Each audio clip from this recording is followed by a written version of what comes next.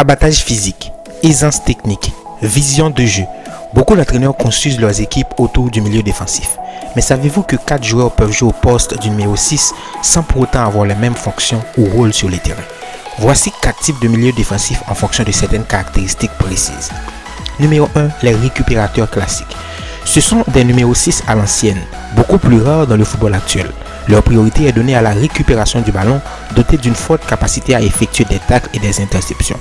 Ces milieux défensifs sont excellents dans les duels aériens et physiques. Tactiquement, leur apport ne consiste pas à alimenter les attaques de leur équipe, mais à chasser le ballon loin de leur cage. Comme exemple notable, on peut noter Yves Bissouma, Manuel Ugarte et plus anciennement Gennaro Gattuso. Numéro 2, les milieux défensifs tactiques. S'ils sont avant tout des milieux récupérateurs, ils sont surtout connus pour leur aisance technique, permettant à leur équipe de tirer leur épingle du jeu, surtout dans les moments de contre-pressing, ce qui est la principale différence avec le premier numéro 6.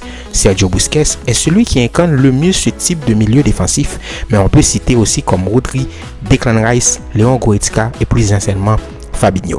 Numéro 3, les organisateurs en retrait. Ces milieux défensifs maîtrisent la passe longue et la passe courte pour dicter le rythme du jeu.